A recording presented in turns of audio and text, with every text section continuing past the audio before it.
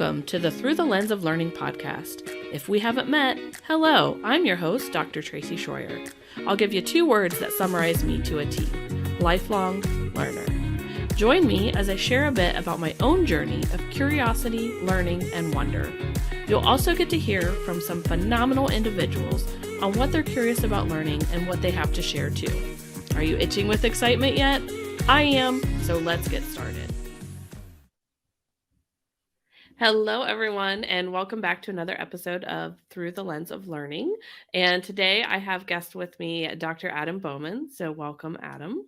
Hello, how are you doing? Good. So Adam, before we start to dig in, I have a couple questions for you. So if you can just tell the audience a little bit about you, kind of like Adam in a nutshell. Oh, gosh. I don't know. Maybe my wife needs to be on here to do that. So my name is Dr. Adam Bowman. I'm born and raised in Ohio, so I'm in the Ohio area. That's how I've gotten to know Tracy through some of our associations and professional associations. I have a doctorate in personal and organizational psychology. So I'm kind of, for lack of a better word, an industrial organizational psychologist, practitioner. And so I work with organizations, groups, basically learning development, and leadership development. So that's kind of my bread and butter. And I've been doing that for quite a few years. I just kind of consider myself kind of a organizational practitioner, if you will, jack of all trades and sorts. Jack of all trades is a good description. Yeah, sort of. Yeah, that's what I do. Good. So yeah, you're right. Adam and I met through the Central Ohio Association for Talent Development. So ATD, our national chapter, our local chapter here in Central Ohio. Adam and I attended quite a few different events, and you even lead the leadership development SIG, or special interest group, now. So I'm excited to hear more about that, and I've been able to pop in on those every once in a while. Yeah. So Adam, one other question before we start to dig in is, how do you define learning? Oh, that's a good question. I think probably as I've gone through life, it's been a little different. Probably when I was a kid, learning was terrible. It's something I just had to do. As I got older, it's something I got to do to get a better position. And I think now, as I'm kind of in where I'm at, I think learning is more a couple things. I think learning is about changing behavior. Permanent behavior, right? So it's about getting a job and getting a career, but it's really about, to me, it's changing the way I think, the way I perceive the world, and how I operate in it. So whether that's to give me more freedom, more opportunity, but it's just to change myself. And that's kind of how I view leadership training as well. Is I train, I develop, I change people for the better. And so that to me is what learning is.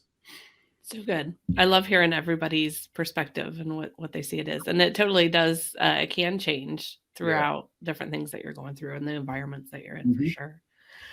So Adam, when you were a young kid, what was it that you thought you wanted to be when you grew up? Oh gosh, if I can remember back that many years. I don't know. I mean, I guess I did everything like all other kids did. Fireman, doctor, all these different things. But time I got out of school or high school, I probably, what I was really into was history. It's probably because that's what I was good at, and I really enjoyed it. So I was going to go to school to do history. I wanted to be a history professor or some sort of doing something with history. Maybe it was in museum curating, something in that nature. So that's kind of what I initially went to school for, was history. And it might have been because I didn't know what else to do at the time. I was good at school. It's what I enjoyed. And my parents were educators. So I kind of even thought about teaching. But I quickly learned I didn't want to deal with kids, after I got there and stuff. So I kind of thought, well, history is where I did. So I did a bachelor's degree in history, like Near Eastern history. And that's what I did. And I was looking to go into like a graduate school. And I talked to a friend that did older man I knew, and he had done it. And we were kind of mentored me a little bit. And he had a graduate degree in that. And so I talked to him, and then I knew somebody else that had a PhD in it and wasn't working in the field. And they're like, man, it's very competitive because these these types of degrees aren't as valuable and it's just less and less work. And then I got married and I said, well, I got to find something. And so I went into work, right? And I said, well, I was kind of tired of school and went into work. And then I started working and workers' comp of all things, right? Like who goes to school to do workers' comp? I got into it because I had an aunt that was there. So I started at Nationwide in Columbus. I was at Ohio State University. I did part-time. So I stuck on there. I got married. So I was like, well, I got to work now. I got a family. And so, but I said, this isn't what I wanted to do. So of all things, I went into conflict resolution. I got a degree in conflict resolution. And because that was just another field, I took a class years ago, and it was a peace studies class in psychology. And I loved it, but there just wasn't a degree in it at the time or anything. So I thought, well, I found this degree in conflict resolution that they, could open up things to do in mediation and maybe down to law school. So I said, you know what, I'm going to do this. And I went to Antioch College here in Yellow Springs, Ohio, and I got a master's in that. I didn't even know that was a degree. Yeah, right. That's really cool. And it's popped up quite a bit now. So there's a lot of different types so there's a few schools that have it now. Pepperdine, I think, has it. There's a few others that do. And so that's what I did. So I did like mediation work. I worked with companies. I did like court mediations, you name it, divorce mediations. And it's very interesting stuff, as you can imagine. No one likes conflict, but people like other people's conflict. So that is true. It's not mine. I'll just sit here and listen and try to figure it out. So then I went into that. And then what I found is I was getting pulled into like employer conflicts and mediations between like employee and employer. And I just started having people asking me questions about it. And then I had a couple partners, and we just went to like all the HR groups in Ohio and just went out and just kind of did like those, for your CEUs, right? Where we give them like things, conflict management, mediation, and for HR. And it just seems like that's where I fell in love with training and development, because I was getting in front of these groups and I was doing this work, and my parents were teachers. So I had this background of teaching, and it just felt like this is where I need to be. So then I kind of was still working my other job in insurance, and I just transitioned from there into training and development. And I just had a lot of people asking me questions about not just mediation, but employer problems and organizational development. And I thought, yeah, I'm not really qualified. I just know conflict, mediation. And so at that point, I made the decision is, you know what, I need to start kind of getting myself pulled more into organizational development with developing people. And because conflict is one of those competencies for leadership. And that really is what kind of pulled me in, just because that's what people kind of was asking me questions for. And it just kind of drawed me into that. And that's probably how my education started. Is I didn't know. If you asked me 20 years ago if I would be here, I'd say, no, there's no way. I don't even like psychology. The dots did not connect at all. Yeah, but it's just the paths are always sometimes twisty and windy, and just keeping my eyes and ears open to what is presented to me, and then trying out. And then there's things I tried, it didn't work, and it just led this way. And that to me is how I got to where I was. And so I went to school and said, well, I could go back and do another master's. I looked at a couple of master's programs, but I said, you know what? I've always wanted to do a doctorate. I had kids and a wife at this time. And so this is probably, 20 years out from college. And so I said, I'm going to go ahead and do the doctorate. If I'm going to do it, I'm going to do it all the way. And that's how I got into it, right? I found a program that worked for me and my lifestyle and what I did. Mm-hmm. But I wanted to do, I knew I didn't want to do research. I knew I didn't want to go work at a university full time, although I do teach. I guess that we all do at some point. But I wanted to do practice. I wanted to do what I was doing in practicing. So I got a doctorate instead of a PhD. And mine's more practice oriented. Mm-hmm. It's kind of a hybrid between a PhD and practitioner, so I kind of play in both fields. I did a dissertation just like a PhD did and all that, but at the end of the day, it was about focusing on applied practice, and that's what I do. So I consider myself more of a scholar practitioner, Mm-hmm. and I practice, and it's been great ever since. So I don't know. You asked me one question, I got all. See, I kind of Yeah. So I hope I myself. got to where you wanted to go ultimately, or I didn't just throw you all off. No, that's great. But So, go ahead. But I think that's important to understand. It's what most people. So, like, I had a brother who was a doctor, an oncologist, and he knew from high school he wanted to be a medical doctor.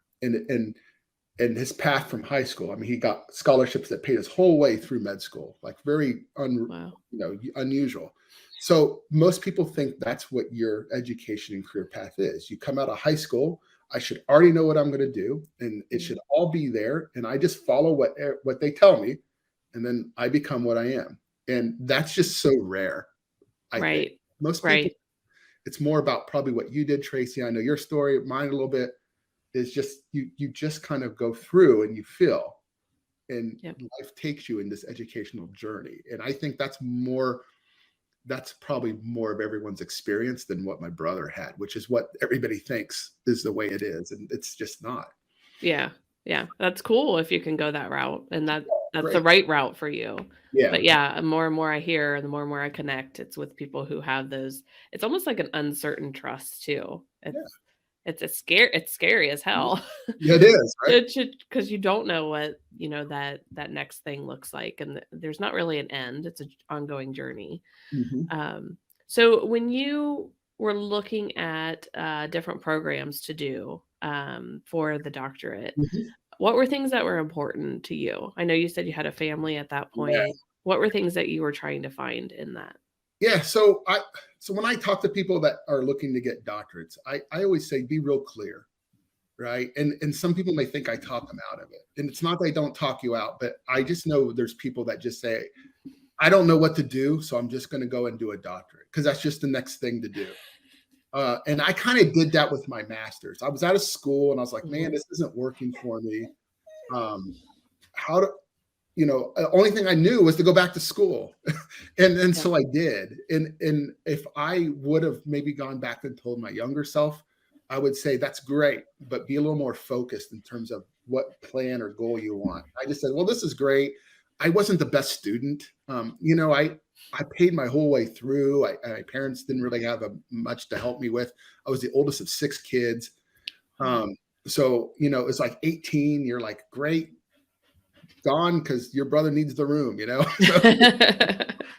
And not to say my parents were, not good parents. They were really good parents. They were teachers and educators, but it was just one of those things that was just, I just had to make my way, and that's fine. It worked. It was great. And so I just kind of was like, what do I do? And my parents were educators and teachers, so all I knew was education. So I just jumped in. And in some ways it was kind of, maybe I was delaying my making decisions. And so I always tell people, if you're looking to do a doctorate, it's great, but be clear about it. Know what it is you want to do. And if it's just to go to because I have nothing else to do or no prospects, you might want to think again, or at least come up with a plan. So what I did is I told my wife, I said, look, if I do this, I'm doing the plan this time. And I looked at my needs. I had 2 kids. Well, 1 kid at a time. I was married, and so I had bills. They had to be flexible. Yep. So that was the thing. It had to be flexible. So I looked online. I found a program that was very flexible.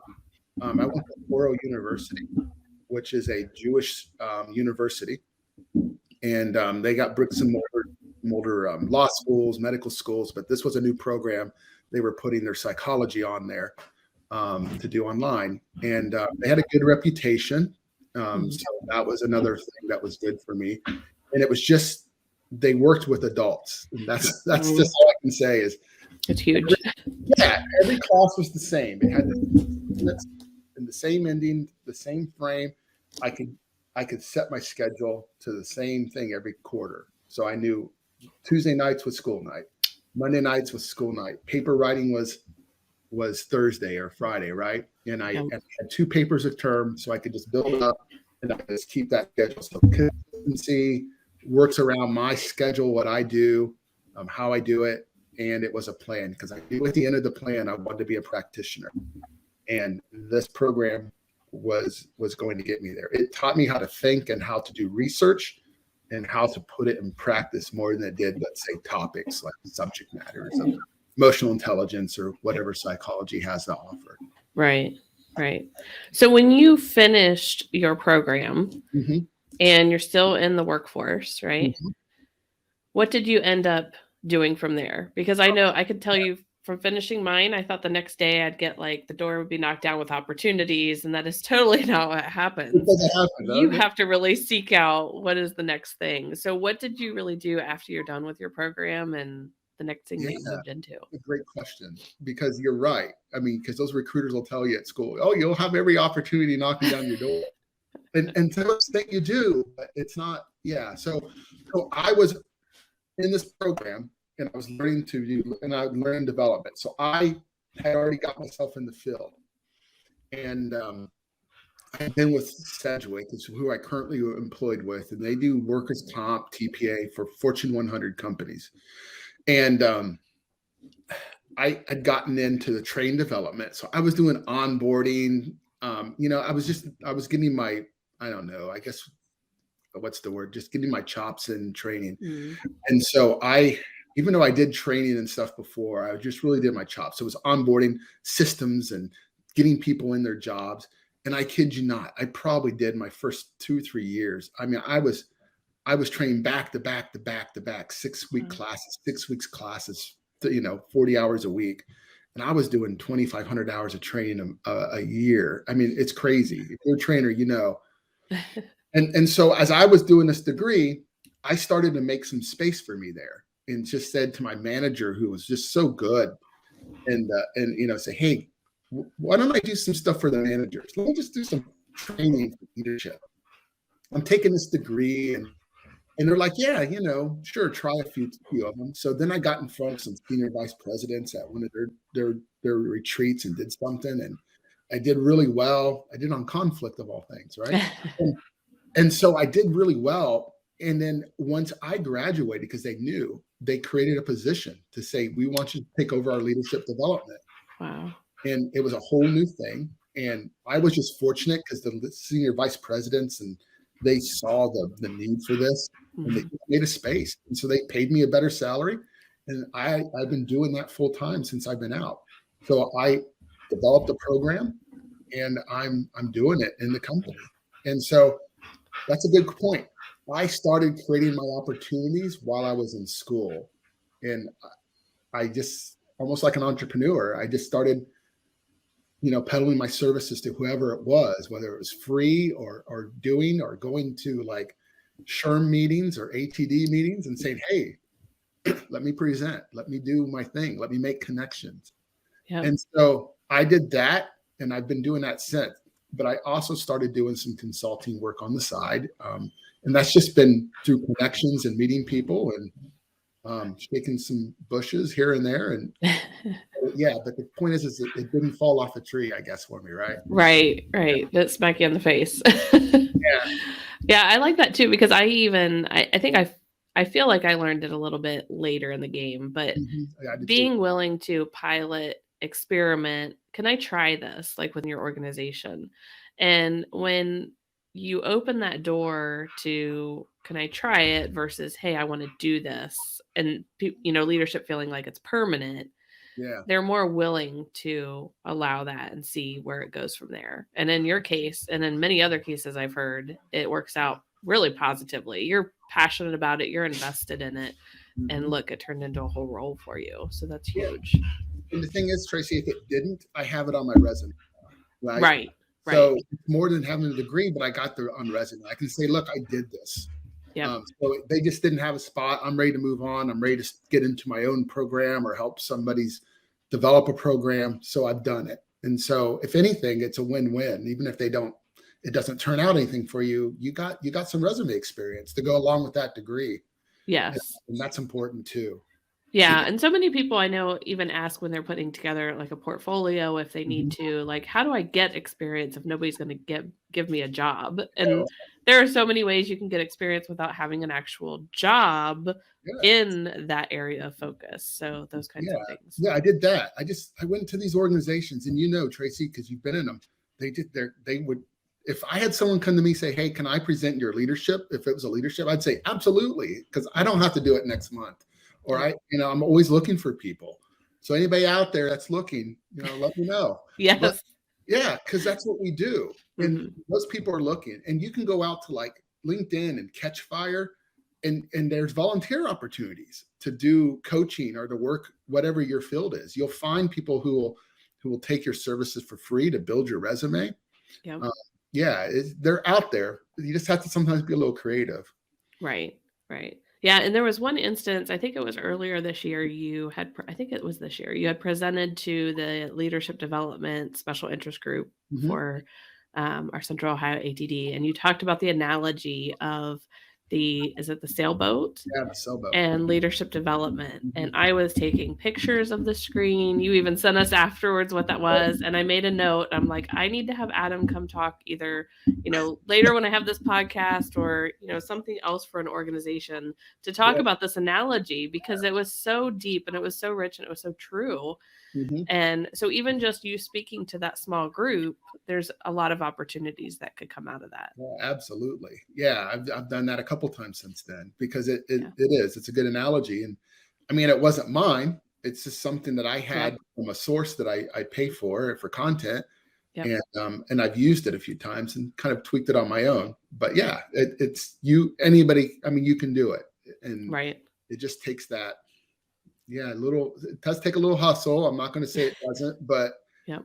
but those opportunities are there, and that's how you start to slowly build, and you'll just build momentum, and and I trust me, I'm the same way. It doesn't build fast enough for me, but as I would like, but it's just keeping that pace and just knowing it's more of a marathon, and Yep. and start it while you're in your class, whether you're in a master's, a bachelor's, whatever. Just start now, so that when you get out, the network's built, or at least partially built. Yep. So I have a brother-in-law that did this. He was in law school, and what he did for a whole year, I kid you not, is he interviewed people in the particular job, and he wanted to do something very unique. It was he wanted to work at Metro, public transportation in Washington D.C. of Wow. all things, policy. So he, for a year, he just found people on LinkedIn and he would interview them and then talk about their job. How did you get into it? How did you get into it? And he had always finish with the last question, which was, who should I talk to next? And he did 52 interviews. I kid you not. He did a lot of them. Wow. And then about a year after it's done, the director, which he had gotten in contact with of the DC Metro, called and offered him a job. They created a position for him in the exact area he wanted to do. Right? So he graduated and maybe worked a year out doing law he didn't really care for. And he got in a position. And that's what he did. He goes, I didn't really interview. I just asked people. I started down a LinkedIn list. Yep. I introduced myself and I talked to everyone once a week. Now, may not have to do that many, but it built a network for him. And then, like, we need this position. I remembered talking to you, and I remembered my friends talking to you, and this is what you want to do. And he got a 6-figure job offer from it. It's pretty cool, right? Yeah, so many people wait until there's a job out there. Mm-hmm. They can go and say, okay, who's connected this? And you don't know when there's going to be a job that's for you. You don't know that maybe there isn't a specific job for you and it has to be created. Mm-hmm. It's laying that foundation early and not being afraid to put yourself out there, which I can tell you so many of my younger years, even in my early graduate program, I was so shy and I did not want to put myself out there. So even being part of Central Ohio ATD has been really helpful for me because it puts me into rooms with people who are willing to talk and share.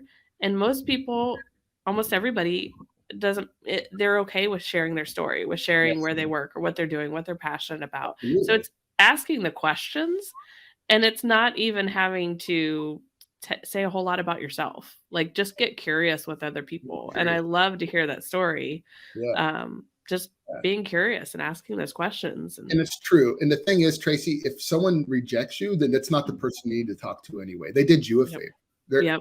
Look, people who are high performance, people who are good at what they do, they're connectors and they help people because that's what they know what it takes to get there. And if they're in that if they're givers and they're in that position, they're going to help out. If they say no, then they're not the person you want because they're probably not in a position to even help you anyway. Yeah. So if anything, still it just stings a little, but it's them out. You can say, okay, that one I know I don't. I'll move on to the next. He or she was probably not the person I needed to talk to anyway, because if they're not going to help me, then they probably don't have a big network or they've never been through that process themselves. So yeah, that's what I tell people. Don't worry, they weren't the person that was right for you. Right. So and I know that takes a little faith, especially when you start to kind of say no, but. Right. So Adam, now that you're done with school, you're in the workforce, you're doing a lot of great things in the role that you have and outside of the company. What are some things you do as far as like, and maybe an informal education, building your skill set, learning? What are some things that you're getting into with that? Yeah. So I do a lot.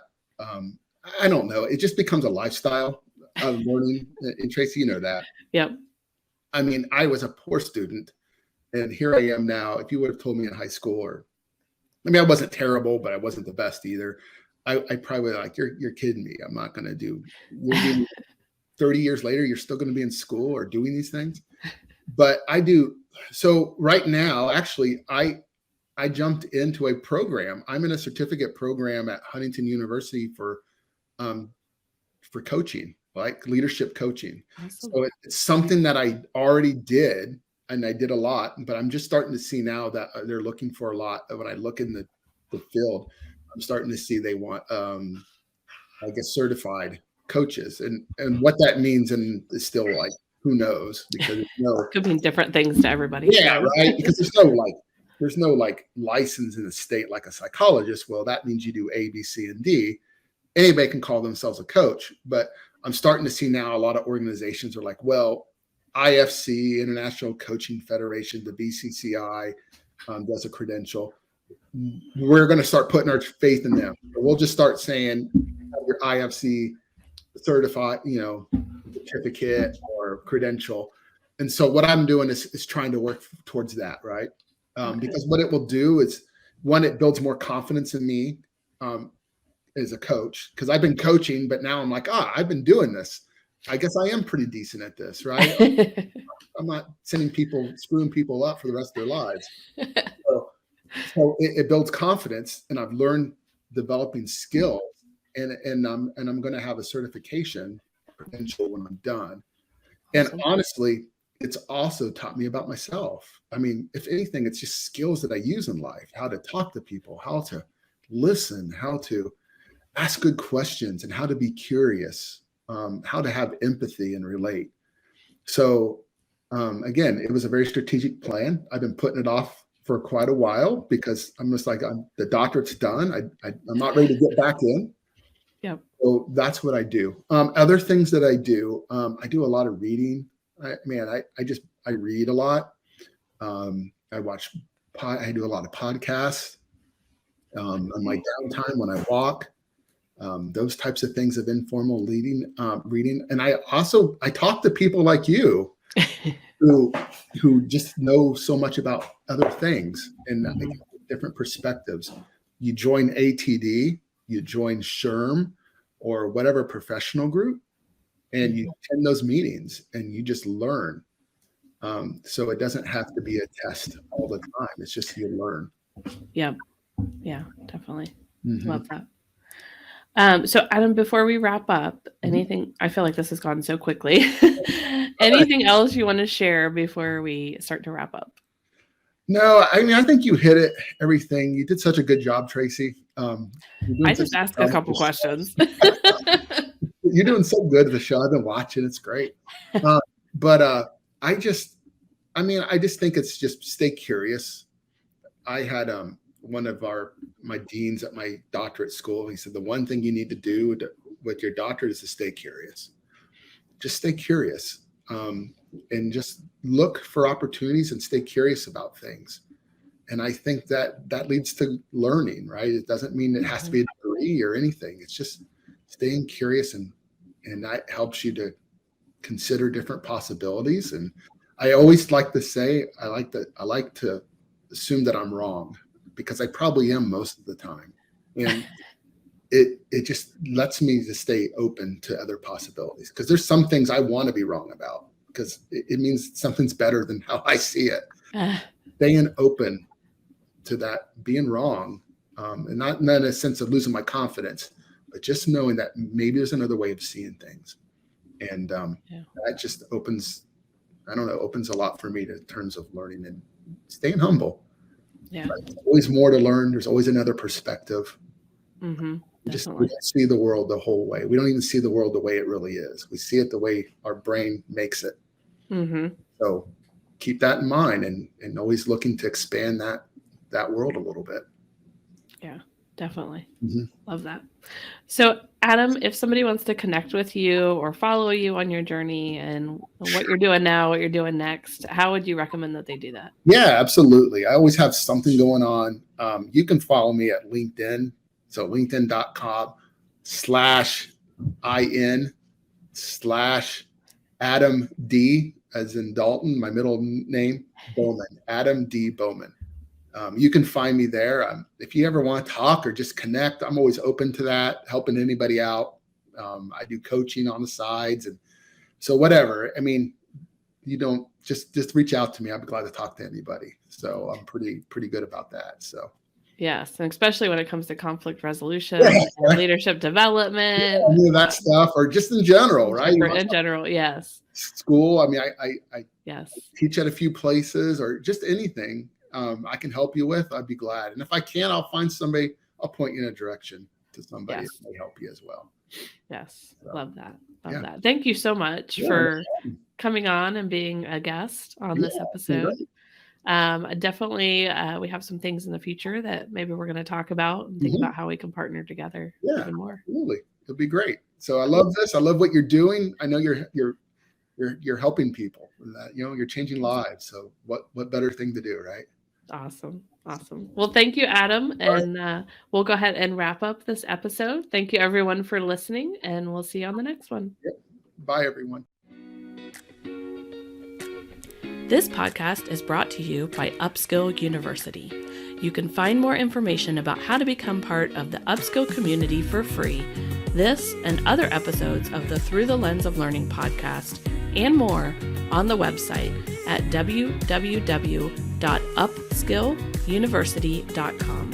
Thanks again for listening, and have an awesome day.